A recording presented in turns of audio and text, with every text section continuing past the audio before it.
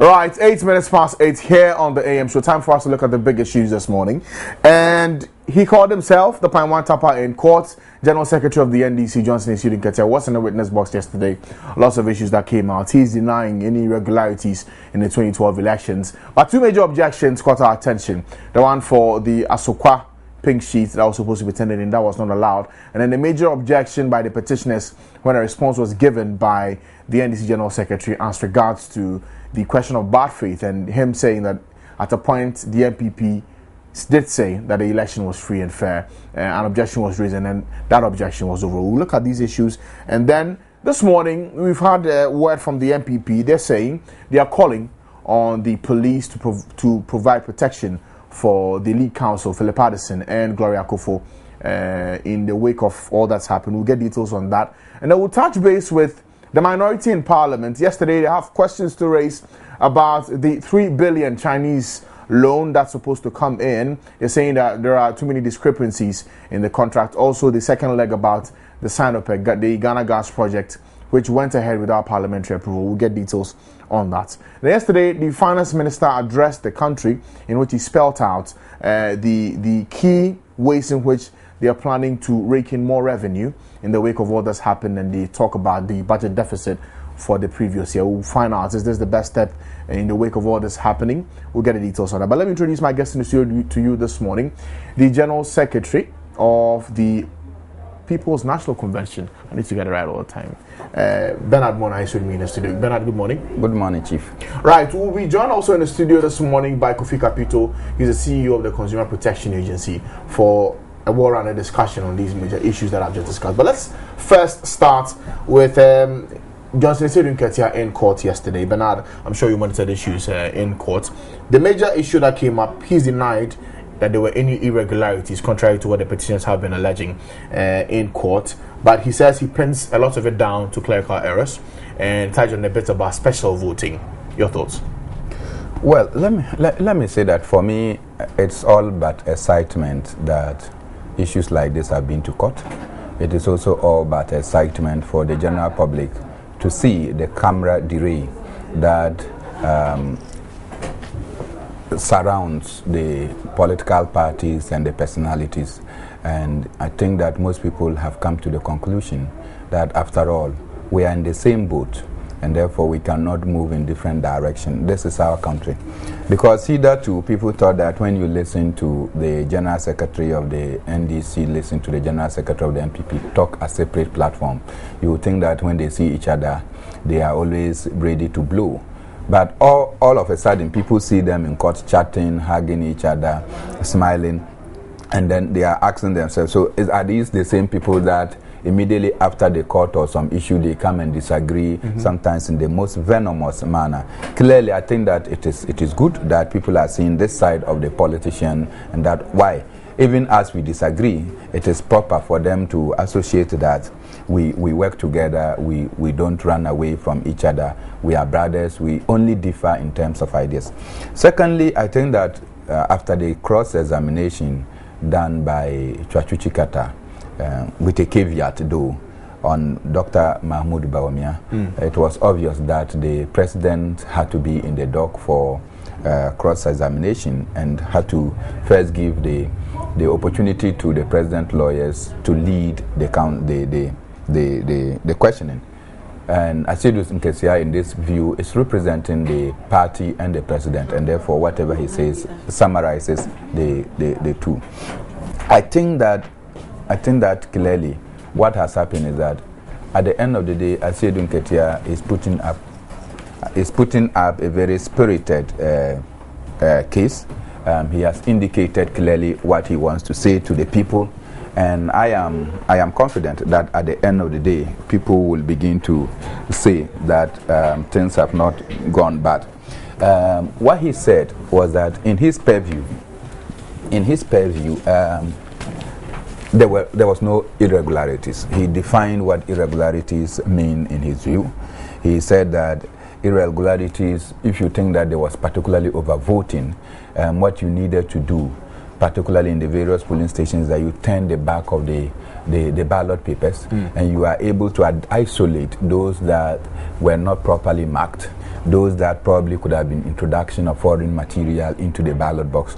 Once you are able to isolate them, then you can count the ones and the serial numbers. You know, you have to take the serial number of the thing and compare with the stock. Yes. To be able. So if you've not done that, it is difficult to come and conclude the way you have concluded. I'm sure that the learned judges are listening and they will make a conclusion out of it. I do not want to at this stage make any conclusions, but as I keep saying, this is exciting time for all of us. It's exciting in three ways. One, whatever we do, we have dented the credibility and image of our highly respected Electoral Commission, and it will take us to recover that image. These court processes could vindicate the Electoral Commission or could even dip them down. Whatever it is, we are holding on to see. The second is that this is the first time that a petition of this nature is going on in Ghana, and because this is the first time, we are going to take lessons from it to guide future petitions if they do come.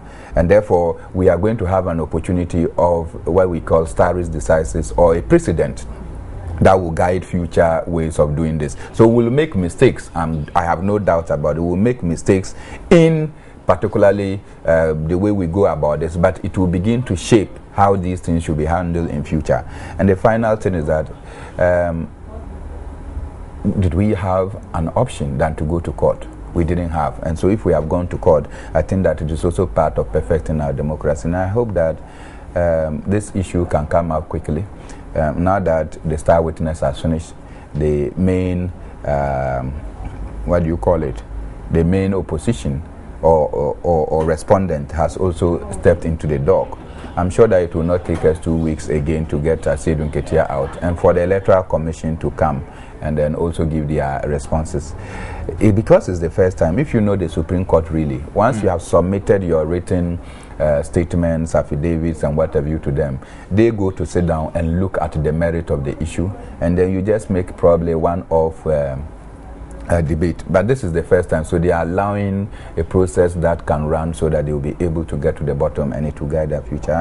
I have no doubt. What the media report is not what we hear. Today, depending on which lens of the newspaper or the media you stand, it is that somebody is winning, it is that somebody is losing. The courts do not take newspaper reports as the basis for which they don't listen to public opinion in order to make a conclusion. And I've stated somewhere that our judges are not cowards. They will stick by the law. They will ensure that they guide the stability of our nation. So let us see Seydou Nketia, the Panwan Tapa, continue to give his evidence to the court. Right. Kofi, the other issue that's just come up this morning, at a forum yesterday, the political scientists, and let me introduce Kofi Kapito, the CEO of the Consumer Protection Agency. He's supposed to be protecting my Good morning, interest. Kofi. Good morning, Francis. Right. Yesterday, this morning, we're hearing that... Let me, you know, I'm a consumer. Right. And he's supposed to be protecting my interests. Okay. Right. Kofi, I was saying that the political science lecturer, Kwesi Jonah, has said that whatever direction this Supreme Court ruling takes, Ghana will never be the same. He said the outcome of the petition hearing has the potential of threatening national peace and cohesion, the overstretched security system, constitutional paralysis and paralysis of central and local government machinery, and that he feared the outcome also has the latent of political revenge, poison political atmosphere that could spill over into election 2016, tarnished integrity and weakened legitimacy of the EC and major political reversals. Your thoughts? You know, when I hear people that I have a lot of respect for make comments like that, sometimes it's difficult for you to say what you really want to say, in a sense that, look, any developed democracy has to go through changes. Okay, you cannot do the same thing over and over and over.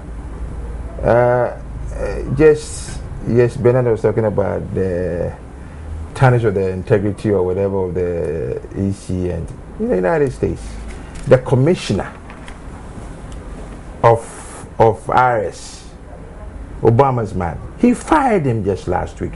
Why? Because he was targeting Republican organizations that were donating money. He was looking only in that direction.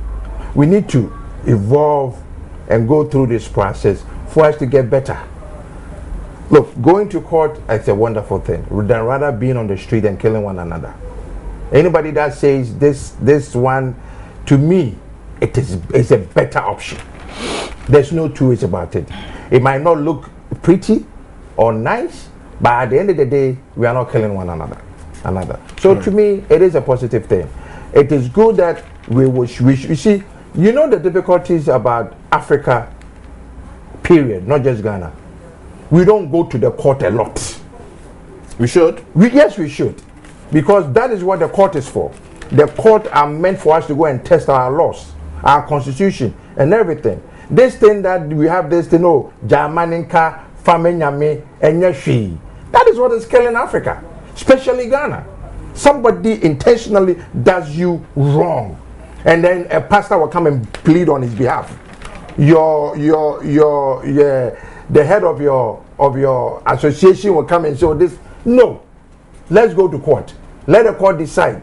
Whoever that is at fault should be dealt with. If the Electoral Commission will come out of this situation as whether being vindicated or whether found culpable, they need to go back to the classroom and then redesign so that next time, look, we talk about we are building our democracy.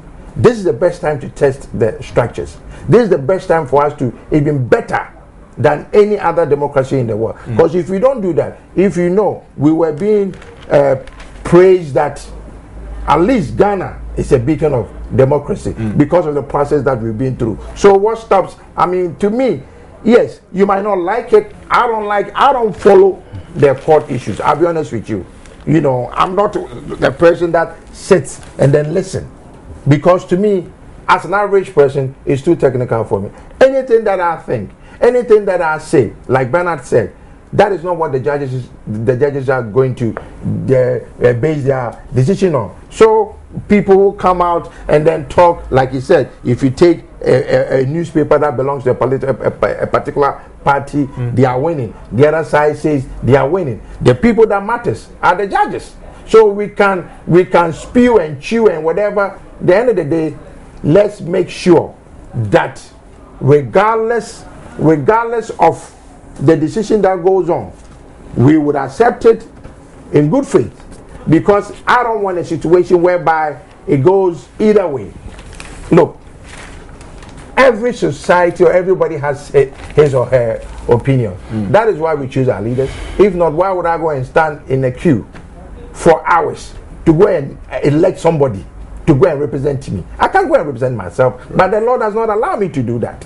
If not, we all be in parliament by now. If we all want to be the president of Ghana. But we have to have institutions, and when the institutions are wrong, you hold them accountable. I'm not saying that anybody is wrong at this point, but the question is, that is why we are in court.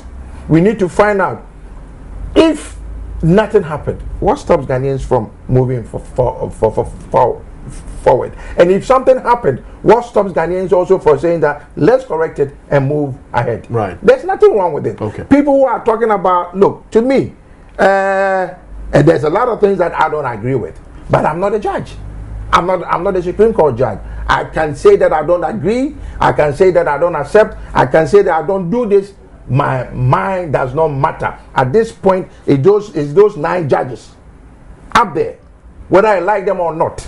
I hear both sides talking about some judge somewhere. Somebody also says that, are you a judge? You are not. He is. If you don't like it, next time, don't make him a judge. But you see, we need to respect institutions. We talk about, let's build institutions. Let's build institutions. There's nothing that would tarnish the image of the EC, the image of the Supreme Court. You might not like what the outcome might be, but that is the decision of it. That is why in Ghana, even when a referee make a judgment in a football match, some idiot sitting somewhere in the stand who does not understand the rules of the game we get angry, start throwing stuff. But maybe, like I said, there's a match commissioner on the pitch. There's the committee, blah blah blah. We should allow those processes to go through. Okay. We should stop this behaving as if we are still living in what is it? BC, before Christ era. Fine. Bernard, additionally to this call by the political science, he's having fears that Ghana will not be the same after this ruling by the Supreme Court on this matter. But also, let me quickly tie in this. The NPP is also demanding police protection for Gloria Kufuor and Philip Addison. They are essentially making the point on the heels of the Begol office of Gloria Kufuor on Monday. Let me state this. Certainly, Ghana will not be the same. Either Ghana will progress in a positive image, or we will go down in a bad image. So Ghana will not be the same. Indeed, Ghana is not the same because yesteryears, we didn't go to court. We didn't have the Supreme Court sitting on a presidential election petition. So it is basic fact that Ghana is not the same and will not be the same after the elections, no doubt about it. But you see, there is a certain impression that is created that needs to be corrected. The fact that we don't go to court does not call for our resort to violence or be on the street and be fighting.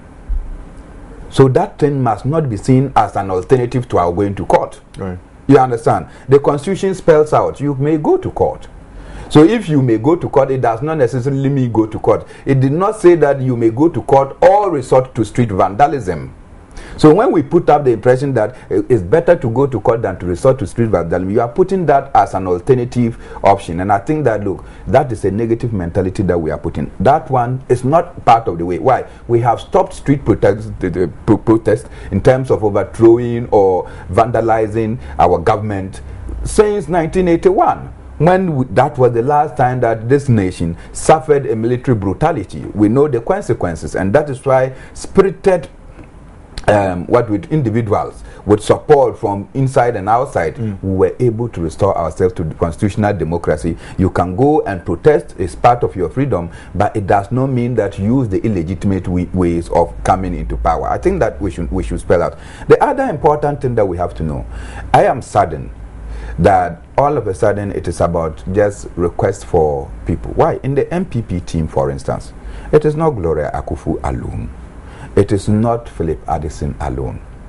If I count, I can count as many lawyers that go and they are accredited every morning before they start. So are you saying that Gloria Akufu and Addison are extraordinary special? Okay, they're saying this in the wake of the Begol. I will get to that. I will get to that. You understand? So I think that if we are seeking protection, we must seek an omnibus protection for all the lawyers that are involved in this case, not just the specifics that we have mentioned. I think that each and every person, particularly at this particular time, needs some level of security. But it must not be limited to just all of us in this country needs protection. If Gloria's office was burgled, it is unfortunate. It is possible that it can be traced to this issue. But clearly, Gloria only speaks. I'm not sure that she keeps facts and evidence in her office. You understand? So it will be naive for anybody to think that even if they are keeping evidence, they will just go and keep one evidence or select evidence in one office. You will spread it in a matter of this nature. Right. At various points that, look, raiding my office alone does not spoil the ability to recover evidence. These days we know how we store evidences. So I think that it is not. I think that is unfortunate. Let's begin to look at the criminal intent of the burgling. Was it criminal? Because anytime we do these things, we are limiting it to political things, and then the criminals go scot-free. Are you sure the criminals are not taking advantage of what is happening in court and say, why, when we do it, it will be blamed on politics, and therefore they are taking advantage of it? Why is our security agencies not picking up somebody's office or house has been burgled? Go and investigate, do the appropriate thing. But all the time, as I keep lamenting, anytime something happens and then we take a partisan stance, then we are able to give leeway. We liberate those who might have committed some crime of it. I think that it's important to look at it. Why? Individuals have suffered burglary. People's cars have been broken into. People sleep in the night and then their houses are broken into. And many others. Let's then begin. So when my house was attacked, when we were armed robbed, was that political? or it was criminal? Should we put it out there as a criminal thing? I think that it should come out as criminal. Let the security agencies investigate it. And when they interrogate it, look, all of us will be spared. Otherwise, I'm saying that the most complex thieves will always ride on the back of politics and escape the anchor of the law. Right. I want to plead that it is appropriate to call for protection, but it must be omnibus protection. Don't limit it to only 2 of the lawyers, because there are many even lawyers on the part of the MPP. I can count of my very good friend, Comrade Akoto Ampao, Kwame Akufu, and many others, that many of them that are on it. Are we saying that their lives are not important? Just or because somebody's place has been burgled? I think that if all the lawyers needs protection, let the security provide them the special protection for this period. Okay. Kofi? Francis, this is why I was saying that when we let individuals and emotions carry us, we will not get to anywhere in Ghana. This is the only country that if I was commit a crime now and they start chasing me, I should raise my head and look which of the buildings has an NDC or an MPP headquarters or head office in there. And I'll run into it and say that the other party is chasing me. Whether I have killed you or not, it becomes the other party is pursuing our supporters. Like he said, regardless of whether I've killed somebody or not. Yesterday or 2 days ago, in London, what did we see? A soldier being butchered. Yeah. They are not attributing it specifically to somebody. They say they are going to do an investigation. It's a terrorist, a terrorist attack? Yes, attack on the people of Britain. They did not say it's the Labour Party or the Conservative Party. In Ghana, this is to happen. It will be NDC, MPP. Because of people who don't even want to do their jobs. Easy access. That is the problem. That is why I'm saying that we need to do things as is being done in other jurisdictions. Why do we even carry our boat to go and beg money there? We carry our budget. Is it about a third or 50-50 supplemented?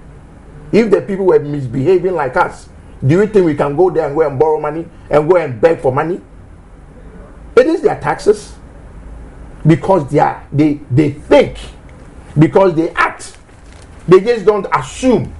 We assume too much. This is the only country that a 95-year-old person will die and they will attribute to a witchcraft. 95, what else do you have to live for? I was walking around, I saw an obituary, and it was so lovely. 105, they have written under it, it is finished. It is true, 105, it is finished. 70 is finished. No, I'm just saying, but in Ghana, 90 years, they would accuse somebody for killing that 90-year-old person. Because we don't want to do what is right. We always want to accuse somebody. We never want to take responsibility. This is the problem of Africa, especially in Ghana. This is the only country that the person put in charge of any institution would only tell you what his challenges are. He doesn't give you what he wants to do to solve those challenges. You give him more money, you give him everything, he will still tell you that I cannot do it because of yesteryears. This is 2013. I don't expect things to be the same as 1999. We move ahead. Okay. You have an iPad. Did you have an iPad 10 years ago in Ghana? Guess what? Some white boy somewhere sat somewhere and thought about it and made an iPad. So why can't we also sit here in Ghana and then somewhere? I'm not sure it's some white boy. But who? It's some boy. It's a white boy. Or a girl. Is it, well, a white boy, a white girl. That one I can give you. Okay. A white boy, a white. It's you know girl what? Let me boy. tell you what. There's a gentleman here in Ghana. His name is called Herman Chinrihese. Do you know that gentleman was tagged as the next brigade? Herman, he's walking around Accra. Soft tribe. Okay, he has come up with that. July that security thing. But Ghanaians go and buy ADT and come and install them in their homes. Okay. What is wrong in we pumping money into him, regardless of which political side that he stands, so that next time, rather somebody also come and buy July from Ghana. I don't know, I'm just saying. So no, but the question is, but this is the way we look at things, Bernard. That is why we have to protect indigenous businesses. That is what I'm saying, that it doesn't matter. No, even it doesn't matter whether he belongs to a political party. Everybody. Exactly. That's why I thought that we should not bring that. But this is what is happening. Bernard, you and I cannot sit here and say that is not what is happening in Ghana. Or maybe in Africa. The question is, regardless of your intelligence or whatever, if somebody who doesn't like you from other party thinks you are against him, will make it difficult for you to even to contribute as a Ghanaian. Your quota. This is the problem of Ghana, and that is what we need to stop. Okay. We need to look. I tell people, they say, "Oh, Kofi Kapito, he's an MPP sympathizer." Excuse me, the president of Ghana, he's an NDC president. Okay, the question is, but it doesn't matter. He seeks to take care of every Ghanaian.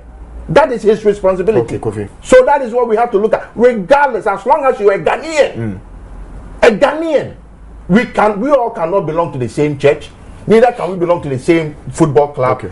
Or the same party. Okay, Kofi, I think you've made the point clear enough. We can move on to another issue that the minority in Parliament raised yesterday.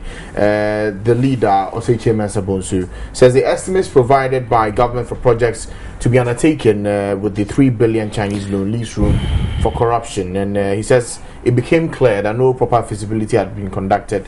For instance, in the agreement, the coastal fishing harbour and London sites projects had been quoted as requiring between $150 and $250 million, a gap of $100 million.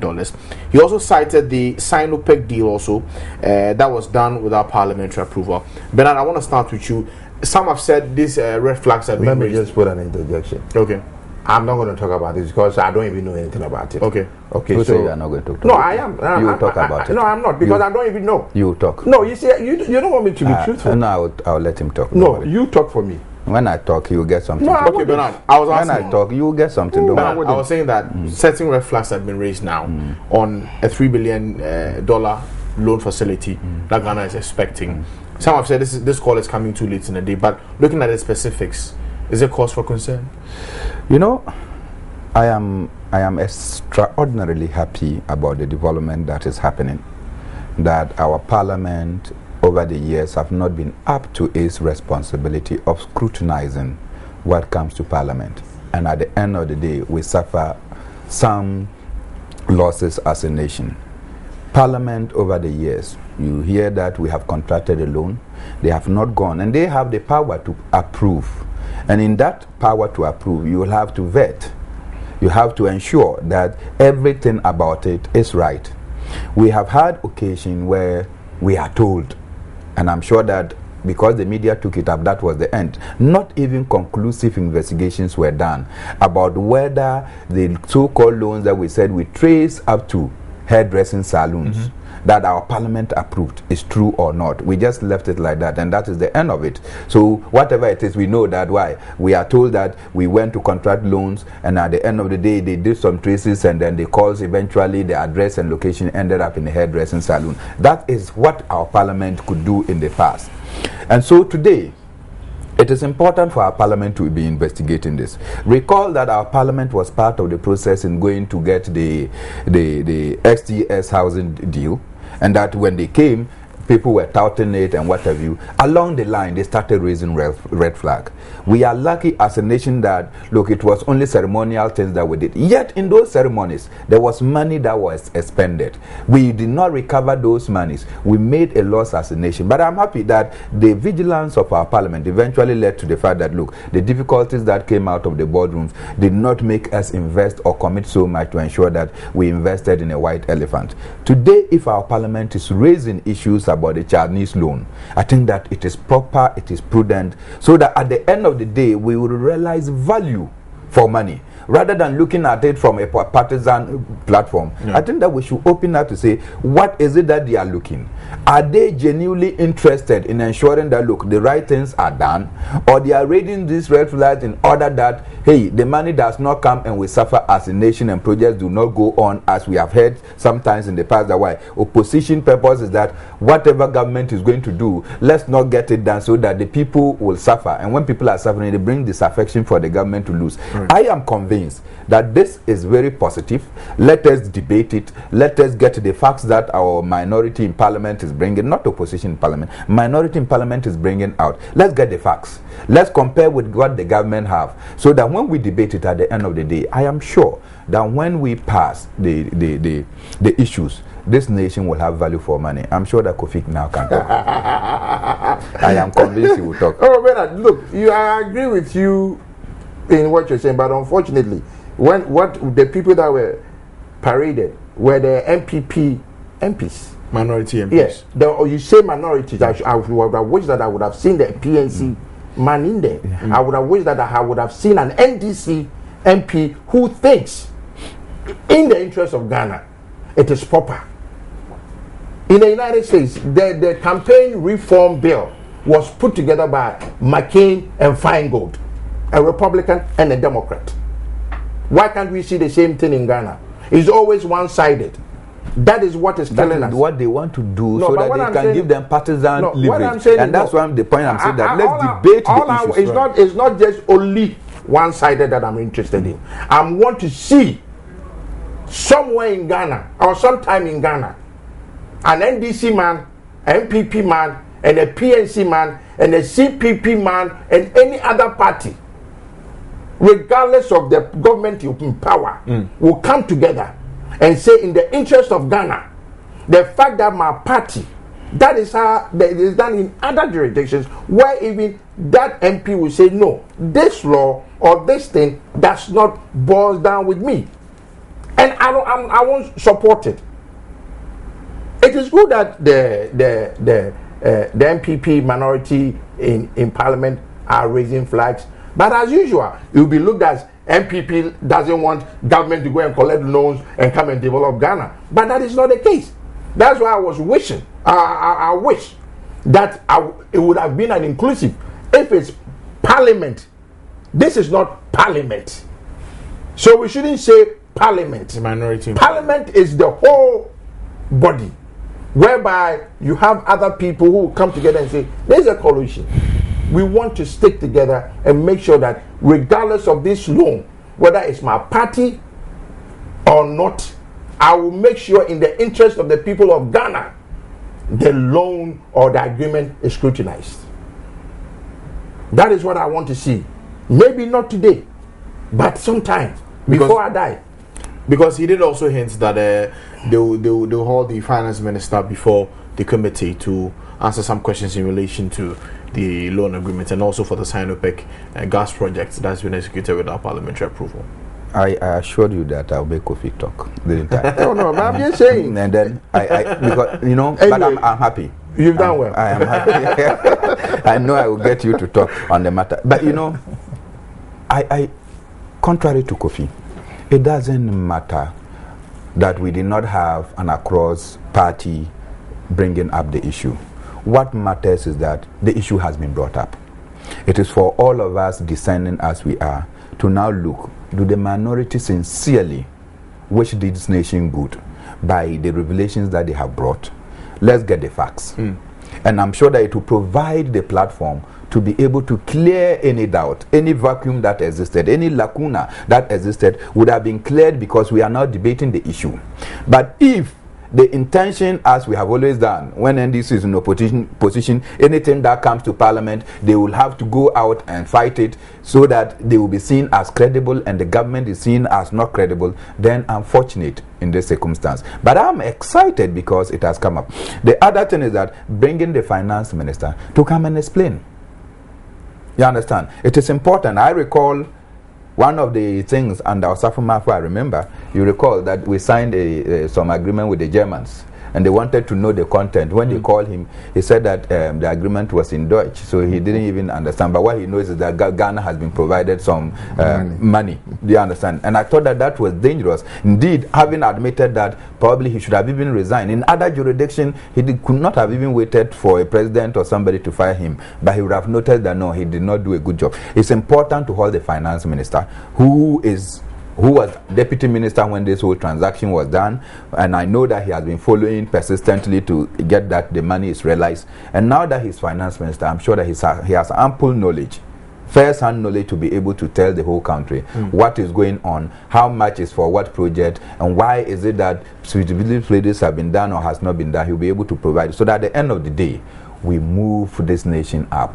But you see, you made a statement that if you don't want to repeat what has been done, that's exactly what you are doing again. We are having the same one-sided thing, as in the STS, as in the I agree. Saloon thing. It was the minority, but we abrogated those contracts because minority raised it, and it was of benefit to our nation. I am not talking about abrogation. I'm talking about the fact that the party in power doesn't seem to understand that the fact that the opposition is even asking you that, can you look at it well?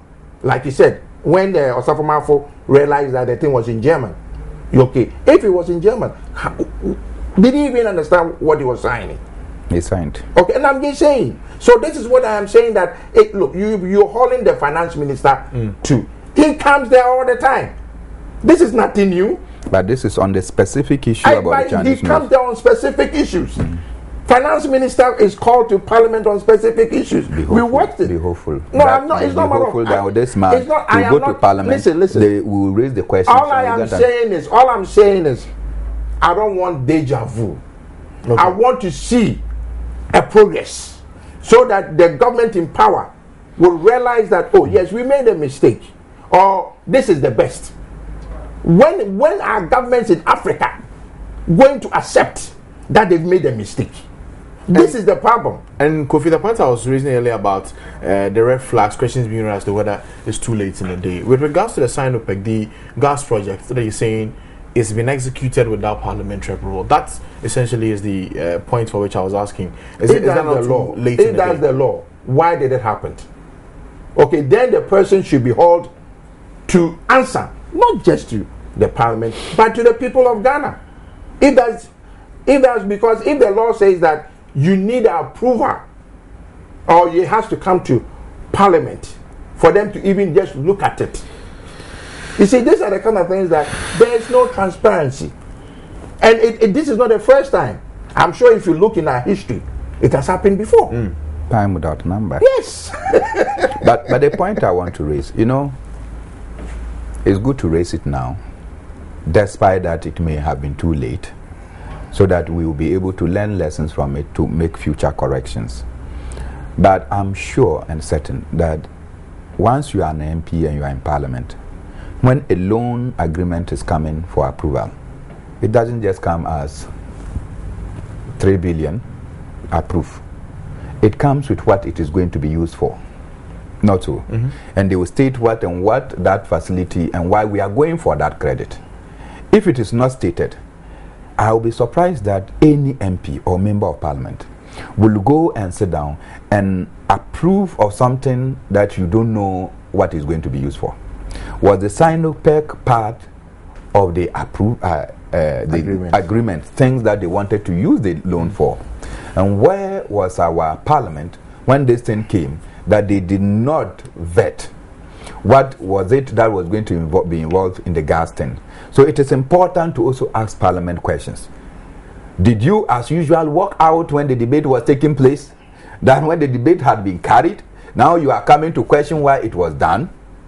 We need to do proper scrutiny to see the sequence. I would be totally shocked. I would be totally overtaken if it is that they just said Ghana is going for 3 billion loan and Parliament come and approve, and we went there to approve without knowing what 3 billion was going to be used for. I am certain that they gave various breakdowns of what it was going to be used for, and our parliament simply went there to look at the breakdowns, convinced that the breakdown was appropriate and necessary for our advancement as a nation. They approved it. If today they are raising red flag, questions have to be asked. Were you in parliament? What were your views at the time? And how come that you are seeing it today? But if you are even seeing it today, for me, it serves as a guide for us to perfect in the future. Right. The other major talking point yesterday was government's move to fix the economy by reintroducing the stabilization levy. In effect, the finance minister explained yesterday at this meeting that these are all part of ways in which they intend to rake in a lot more revenue to fix the economy. I'll start with you, Kofi. The finance minister clearly stated it yesterday when he mapped out a plan to mobilize enough revenue to fix the economy. Your thoughts? Well, if he's going to mobilize other avenues or go to other avenues to mobilize revenue, I'm for it. But the question is, what systems is it going to be used or has he put in place? Just talking about it does not solve anything. Look, the basic thing that even we all Ghanaians can even contribute a little bit is even paying our TV licenses. Are we paying our TV licenses? We are not paying our TV licenses. That is revenue. It has been suspended. No, I'm just saying, so we are not paying. Why is it suspended? Based on what reason? I will explain. No, because somebody, no, the question is, TV license is something that everybody should pay. We should look at how we will value properties and go after property rate.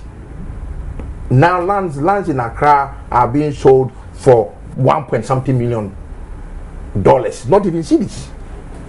The question is, what is the property rate in those affluent areas, and how enforcing are those collections?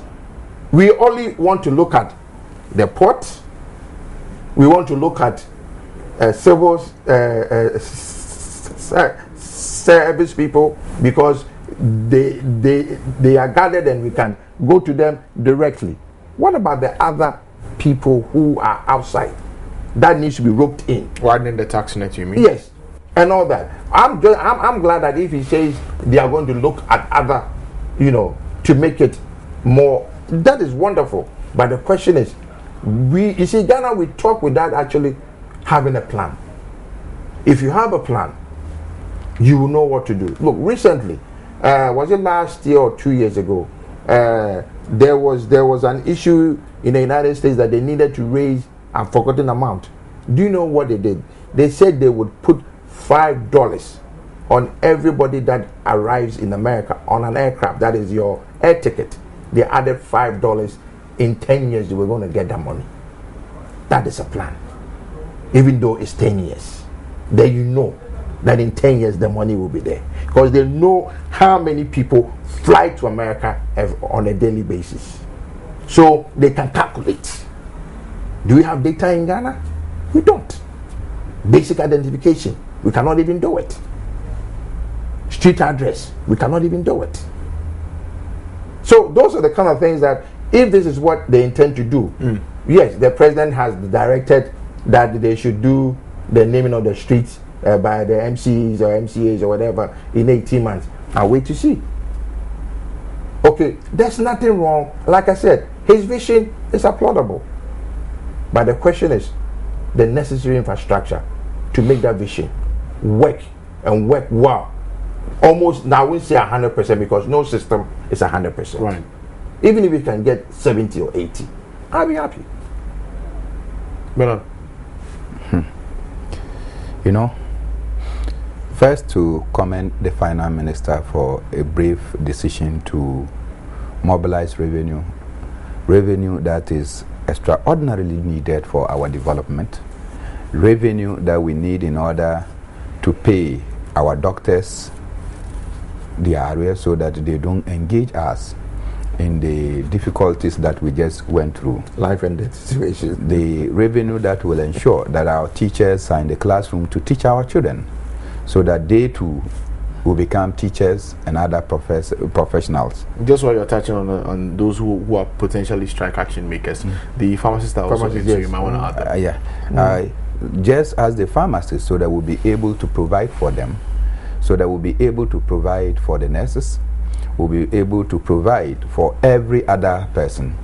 And beyond just providing for those who are in the formal sector, that I'm told is about 600,000, that we live in a population of 25 million or more, that there are others too that by their circumstances will not be able to get jobs because our economy is not expanded to be able to absorb them.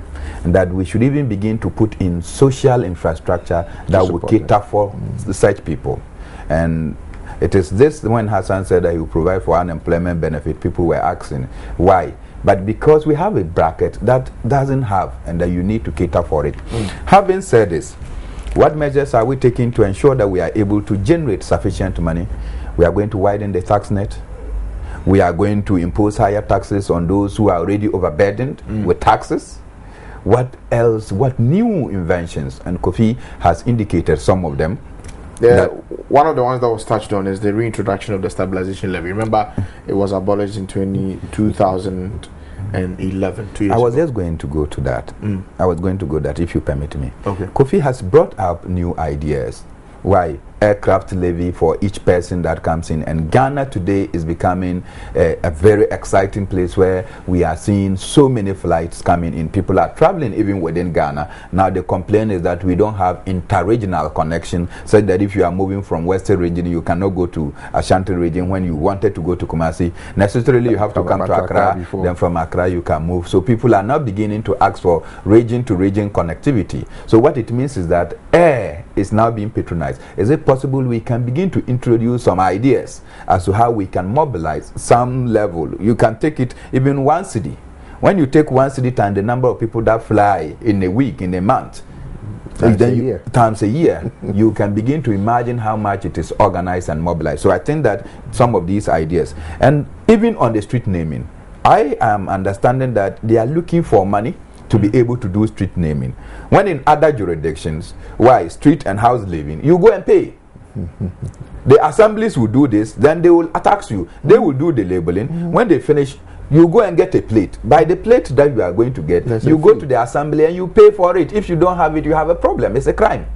So you must have it and you pay money. So you don't need to go external to go and mobilize money to come and do this. So you are able to generate revenue by the just selling a number plate, and you are able to ensure that you are able to mobilize revenue. Importantly, the mines and companies, and this is foreignization, because we say that we are not going to protect our local businesses. So we are foreignizing. And in foreignizing, we give tax rebate. We give tax leaves. When the companies are coming to Ghana, we give them 5 years. Holiday. When they operate 5 years, and the name was Yankun Limited, after the 5 years, the name changed to Kumyang. Yes. Do you understand? So it changes, and it's the same thing that continue to enjoy tax holidays for 5 years. Then the next 5 years is the same people that just change each company's names, and therefore we are losing money. So let's protect our own, rather than think that the money is outside them. When they rather come here and make money, current report indicate that billions of money is sent to China from our West, and we are collapsing local businesses. I think that it is important for government to begin to know that, contrary to the perception that the state must auction everything, it is not true. We don't have a dry dock. We don't have a shipping yard. The bulk of our consumption is imported. Is that not the case? That's true. When it's imported, it comes with ships.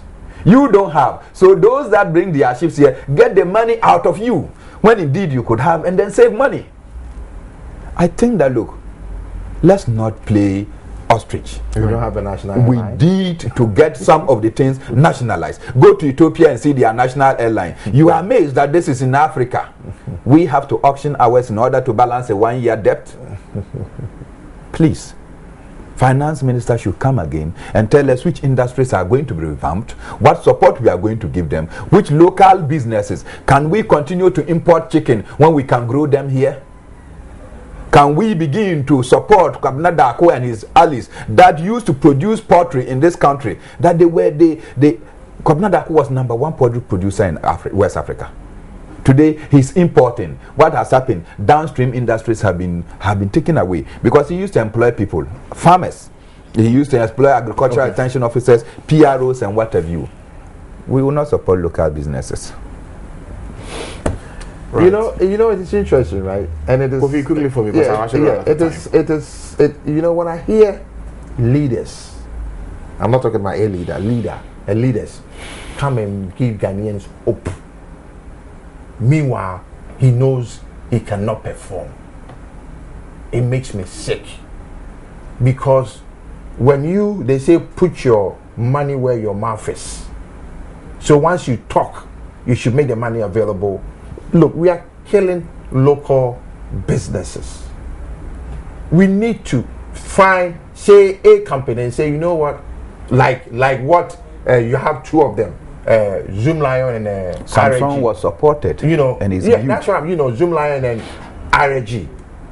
Fine, but the question is, we need about 100 of those, not just 2. Okay. That is what I'm talking about. Okay, cool. We should generate. Look, it may be. I always say that I want a government who will come into power and say, you know what, we have 10 regions. Let me identify 2 indigenous businessmen in each region. Let me give them $20 million each for them to create some unique business that pertains to that region. Okay, good suggestion. Kofi, unfortunately, I found out your time. Kofi Capito is the CEO of the Consumer Protection Agency, and I had in the studio with me Bernard Mona. He is the General Secretary of the People's National Convention. Who compares Kofi Capito to talk? Now, for this one, I'll come back to Mama and wrap up the show for today. I told you you talk. You don't have to.